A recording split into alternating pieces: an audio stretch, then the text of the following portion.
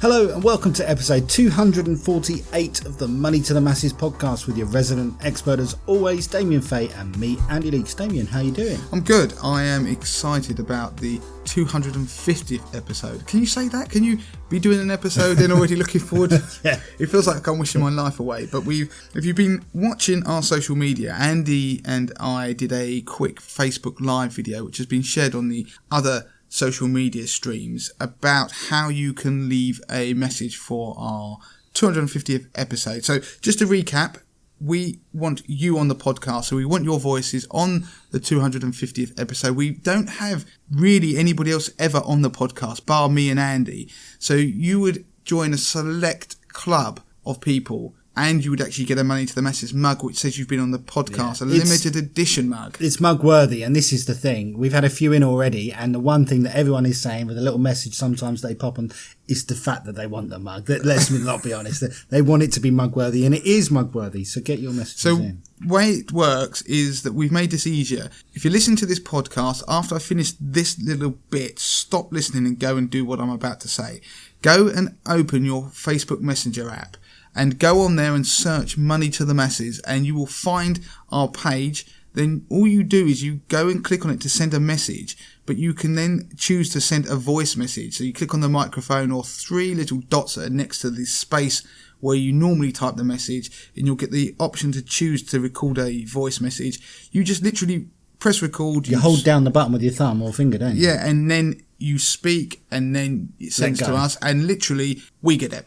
And if you watch the Facebook Live video, we do it live. So Andy sends it and it appears in the Money to the Masses inbox. So please stop listening now. Go and send us a message to say why you like the podcast, what you like about it, why you might not like it. You won't get on the podcast if you do that bit, but you can say what you want, and even your favourite parts, how you first found out about the podcast, or if you told your friends. In fact, we've just received a poem from Nick. Nick has read out a poem that he's written, and it's absolutely amazing. So Nick, if you're listening, I can guarantee you are going to be on the 250th episode of this podcast. And everybody who sends in a voice message does get a Money to the Masses mug, but those of you who get on the podcast itself will get a limited edition version of that. So make sure you do it. I can't think of an easier way to get a mug. But not only that, you get on the podcast, you are getting a limited edition 250th episode. I've been on the Money to the Masses podcast mug.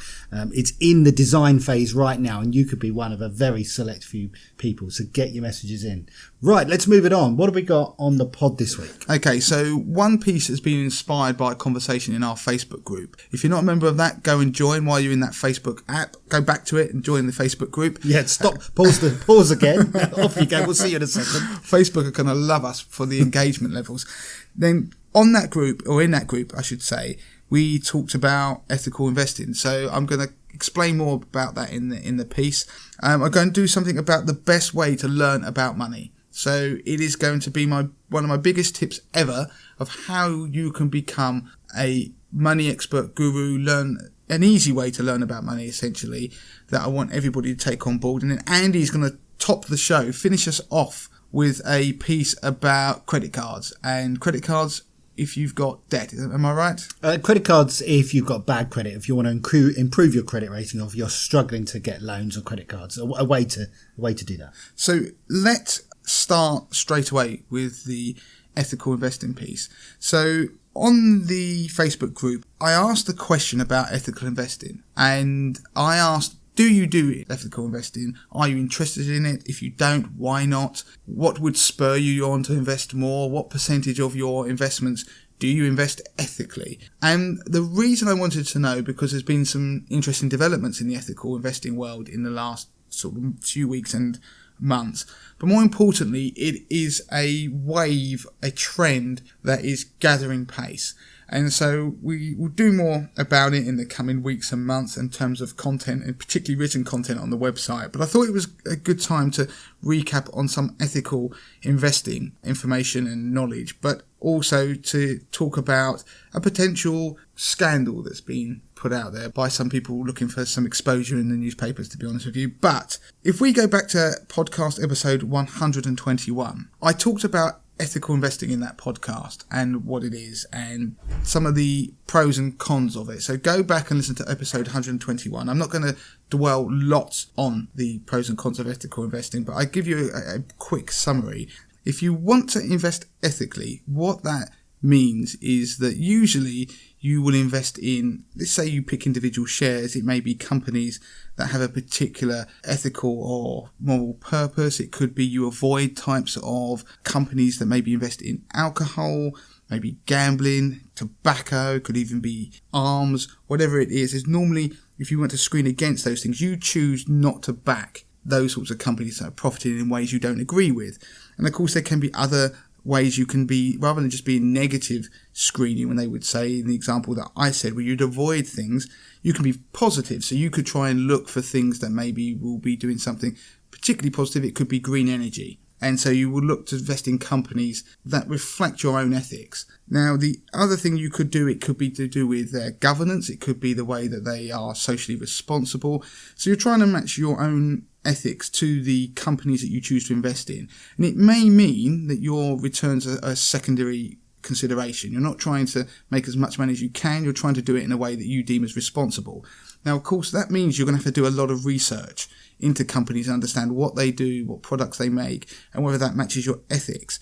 And therein lies one of the problems with ethical investing. It's very subjective. But of course, for most people, what they will do is invest via a fund of some kind. So a collective fund, an ethical investing fund. And the problem there comes with how they're marketed. So to give you an example, there's been people claiming that there's a lot of greenwashing going on. Now, by that they mean that people are trying to give the impression that something is more ethical than it really is. And there have been some people citing this as the next PPI scandal. Now, I think that's a little bit extreme because I don't think it's anywhere near that level of engagement yet, much money going into ethical investments. But the problem is that ethical funds are expensive, they're very opaque, often they're not particularly ethical, because if you dig down into the funds themselves, they often invest in things like banking, which could be a company, I'm not going to name the bank, but you don't have to go very far to work out one that's a very famous one that got done for laundering drug money in South America. There was some of the oil companies that have caused major disasters around the world, oil spillages, and also have been criticised for some of the conditions of their workers. You could even go down to other companies, that some of the large tech companies that have been accused of poor practices when it comes to their employees' rights and work conditions. So there's a whole range of things. So what you may think is ethical is not necessarily what a fund manager will think is ethical. And don't forget, a collective fund is there to invest money for thousands and thousands of investors. So it's got a mandate. It's not bespoke to your ethics. So that is a problem. And one of the other things they pointed out is that if it's not just the equity part, the bond part of these funds maybe will leave something to be desired, in terms of they may invest almost completely in the bonds of a particular government. And of course, therefore, you've got looking at the ethics of that particular government, or therefore you've got to look at the sort of ethics of a particular government. So overall, if you go back to episode 121, I talk about this in a bit more detail. But where we are is that we've got ethical funds, and there was a piece of research that was carried out by a company called SCM Direct. Now, you probably haven't heard of them, but you will have probably heard of Gina Miller. Now, she was the lady who challenged Brexit in the courts, and she runs this company as well with her husband. And SCM Direct did a piece of research around ethical investing and came out with some of the stuff that I've been saying for quite a long time. It's good to see that the rest of the world is kind of catching up a bit, but the point was that it was very opaque. There was a lot of confusion. There's no standardization of terminology, and they started to analyze how platforms were representing ethical funds. So they actually did a report whereby one of the platforms, if you screened for ethical funds, it actually pulled up a whole load of funds that weren't ethical. And that's since been replaced and rectified. But it also, when they looked at the individual funds and looked under the bonnet, there were things that showed that the funds were perhaps not even ethical in any way, and there was a slight underperformance on some of these funds. So they just saw it as a big mess, and they're calling for the FCA to take action, which I totally agree with. Yeah, I mean, that's quite scary, actually, thinking about that if you're of that viewpoint, and then you're trying to screen for what you deem is ethical,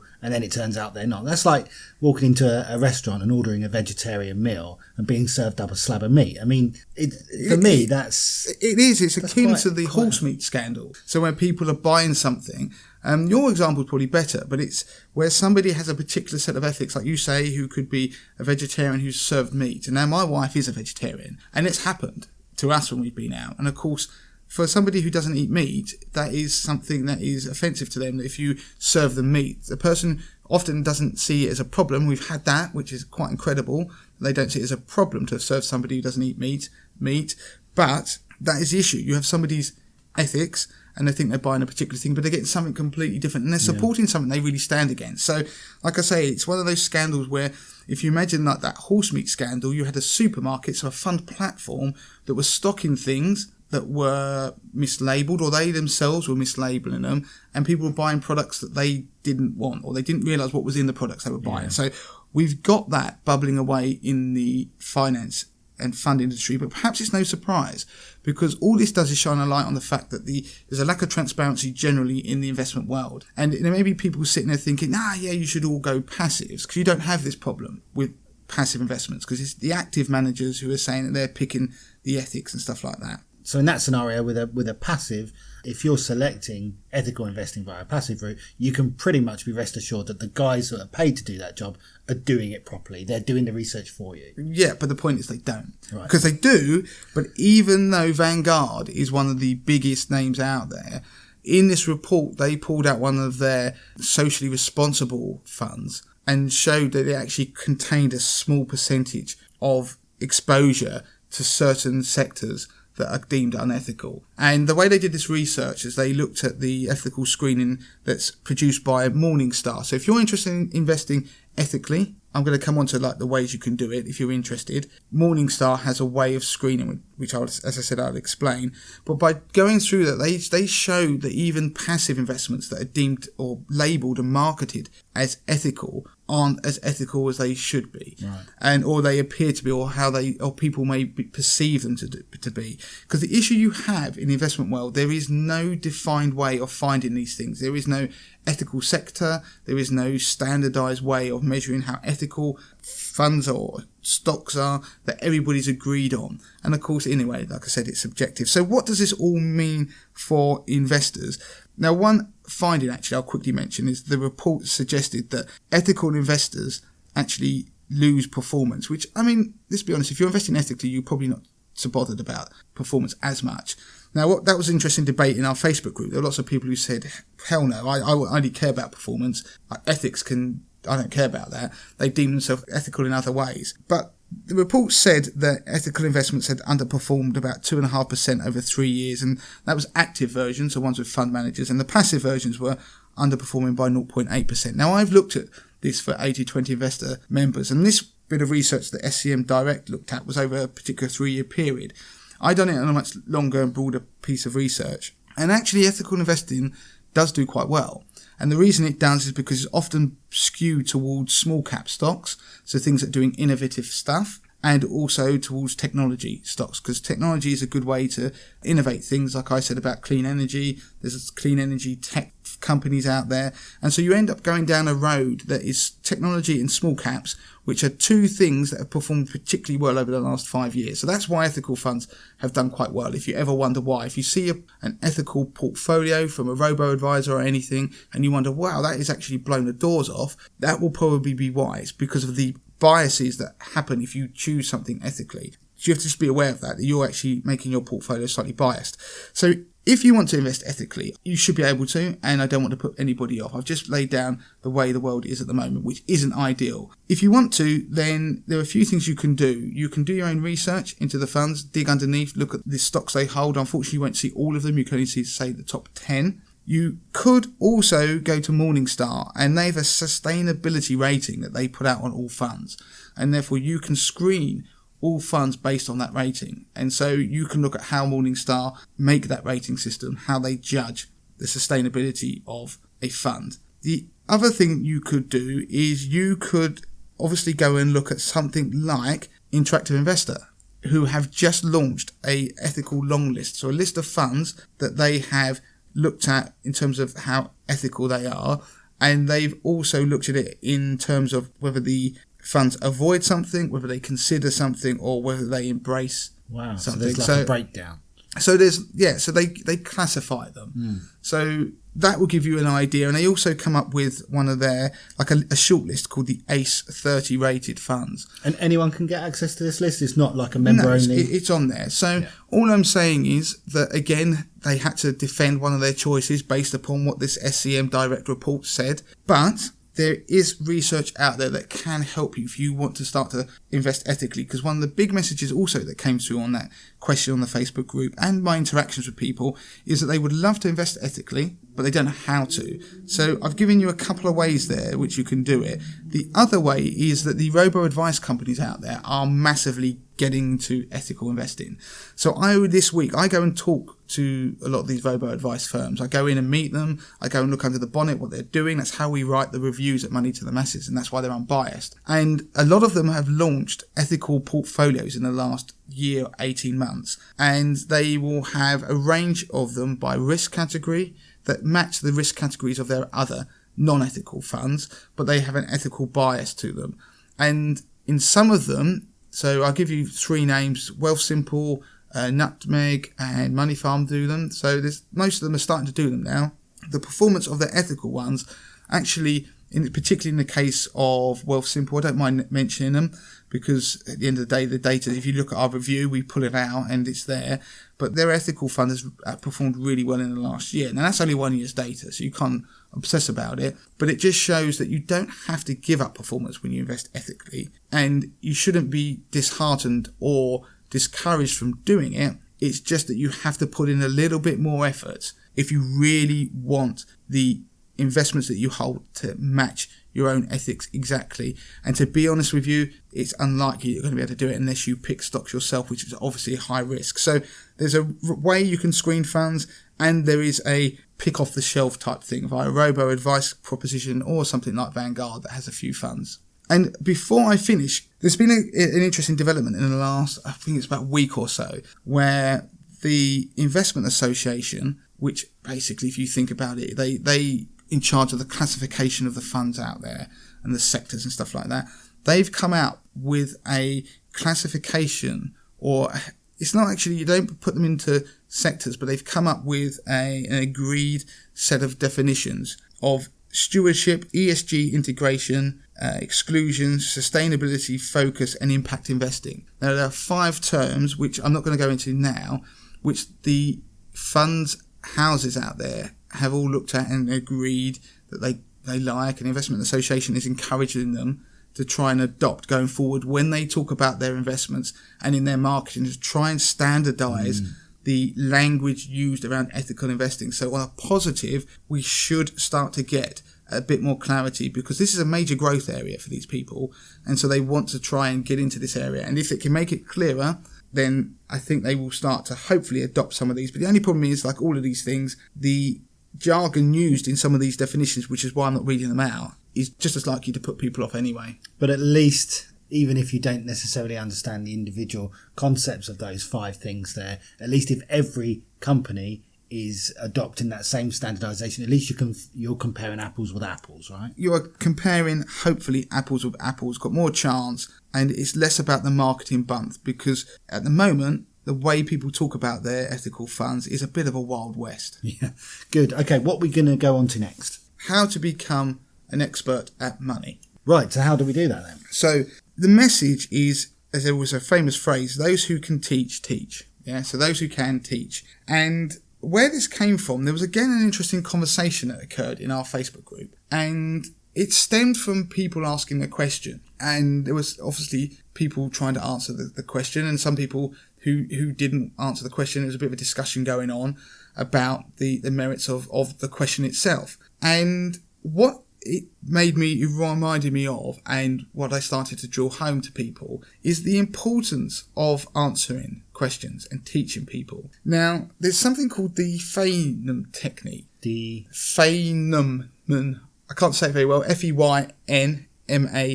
So yeah, it's tricky. Feynman technique. And it is a concept where to be good at something, to gain knowledge and greater knowledge, you need to figure out what it is you don't know. You then need to educate yourself what that thing is, and then you need to go and teach it to someone. but you have to teach it to a novice or a child. And the idea is that teaching is humbling, and it brings your beliefs about yourself in line with your own abilities. So you will have people who think they know everything, or they know this and they're amazing with money, or they really understand pensions or the way pensions work. And what they do is they talk about the things that they know rather than understanding the wider subject. So what you need to do is, if you try and teach someone, and now I experienced this all the way through my working career. So let's just take nothing to do with money. You're doing something in your day job. You'll all have experienced this, where you get somebody new come along and then you have to teach them. Someone says, can you show so-and-so how to do something? And you sit there and you start teaching them, and you may have only been in a job yourself for like a month or two, but you're deemed as the more senior person, so you start teaching them. And it is something that you suddenly realise that I know my stuff here. I am pretty good at that. And it reinforces the fact that you do know a lot, because what you have to do is you have to learn what you don't know to be able to teach someone something correctly. And it is one of the reasons, if I'll take a parallel, why when you do something like a martial art, and I used to do martial arts, that you teach the people at the beginning.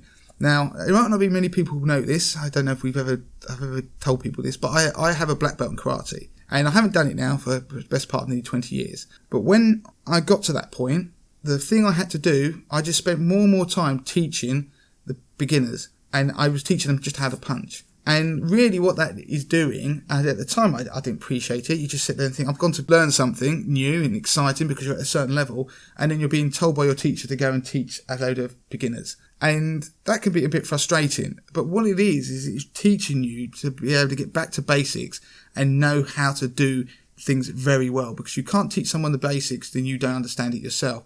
And it's a bit like that Karate Kid thing, the old wax on wax off thing that he did in the videos. It's the same principle but applied to the rest of life.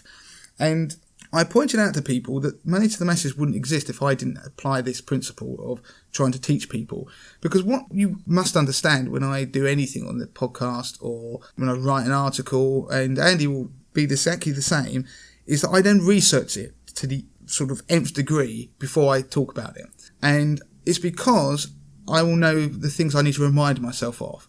So you think there's 250 episodes of this podcast. If you were to put me on a quiz show and ask me about everything I talked about in those 250 episodes, obviously I would do quite well. But there will always be things you have to remind yourself of, because if you teach people, you have to go back and renew your knowledge. And it isn't a coincidence that Einstein, who is arguably the smartest man that ever lived, is credited, rightly or wrongly, with the quote, if you can't explain it to a 6-year-old, you don't understand it yourself. So the message is, be humble about your own understanding about things, but look to teach somebody else. So whether it's about money, football, whatever your thing is, you look to teach somebody else, because what it will do is it will make you go and double check nearly everything you tell them. So if you are sitting here and you want to go and teach somebody about the beginnings of investing, you will sit there and try and understand everything. Like you're going to teach your kids, you go and double check everything. And what you're doing is you're filling any knowledge gaps, because don't forget knowledge gaps arrive every now and then. You can't remember everything you ever learned, and it reinforces and you become better at it. So always try and look at a beginner or somebody who is young as an opportunity for you to learn more about anything you want to do, money. Do you know what? A really good example of that is when I thought I was the font of all knowledge when it came to the offside rule. My wife happened to say to me, come on then, explain it to me, because it's that whole thing, people don't understand the offside rule. And I found myself not really being able to explain it very well, even though for me, I understand it, to the nth degree, like you said. So I found out I was having to research it and to try and explain to her. So, that's probably a sort of similar example. It is. And the handball rule in football. Don't ask me what the rule is anymore. I don't know. And I've just given up trying to remember or work out what the offside or the handball rule is and how VAR works. But it's one of those things, if you can try and teach somebody, don't be, I'm trying to think of what the word is, but don't be aloof and frustrated with them.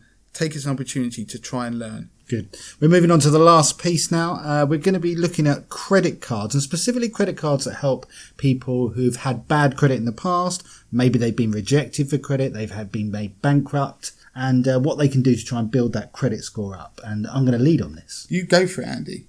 Okay, so we wrote an article that went live on the website this week, and it was really looking at credit cards. It was the end of a series, really. We've focused on various types of credit cards. We've looked at 0% credit cards. We've looked at new purchase credit cards. We've looked at reward and cashback credit cards. And to finish that off, we also decided to look at, there's various things that they can be called, but essentially they are credit cards for people who have had bad credit in the past. It's for people who want to build up their credit score. And I'm just going to run through a few things. So if you're in the position where you've previously been made bankrupt, you've taken on an IVA, or perhaps if you've been involved in any CCJs, county court judgments, then this really is for you. There are options out there. People assume you can't get credit. Once this happens, they assume that's the end of it. So Jordan, who got made bankrupt this week, Jordan, she'll be listening to this part of the podcast, Andy. Yeah, she'll be tuning in because it's not the end of the world. The key thing is you need to understand firstly how you arrived where you are. So don't go into it blindly. Don't just go off and apply for lots and lots of credit because that's just going to damage your score. So first of all, the key thing is to understand why you're being rejected. Most people will know. There'll probably be something in their credit history which tells them. If you can, use an eligibility calculator online. What that will do is that will basically, it's a score system that will tell you your percentage chance of being accepted, and it means that it's not going to do a hard sort of check on your credit score and won't damage your credit scoring. Who does those? A good one, let's be honest, Martin Lewis. Go on his website and he's got the eligibility calculators on there and you can't go wrong. Essentially, you're not going to be accepted for the mainstream credit cards. You're going to be looking at a select few credit cards that specialise in this kind of. So the idea is this is all about rebuilding your credit history, your credit report, rather than getting a belting deal. So what are the rates and limits that you get then? Yes, you're not going to be using these credit cards to rack up a huge amount of debt. The idea really is you're using them as a facilitator to get a better credit score. So one key thing is, before we go on to who does them and what they do, is you're looking to take out a credit card that you'll pay off the full balance each month because you want to keep getting a positive score on your credit report each month. You're going to be looking at anywhere between £250 to £1,500 as your available credit being offered to you. You're not really going to get any more than that. Some credit cards will ask for your minimum income of around £3,000 to £5,000 per annum, but actually there are a couple of credit cards out there that will offer you these even if you don't have a guaranteed minimum income. So all is not lost if you haven't got a regular job or regular income. Some will accept you if you've had CCJ, some won't. So I'll reel off 4 credit cards which you should look at, and actually look at our article on the website because it breaks it all down. So you need to be looking at the Aqua Reward Cashback Credit Card. Barclaycard do one called the Forward Credit Card. Classic One do one called the Classic Complete Credit Card.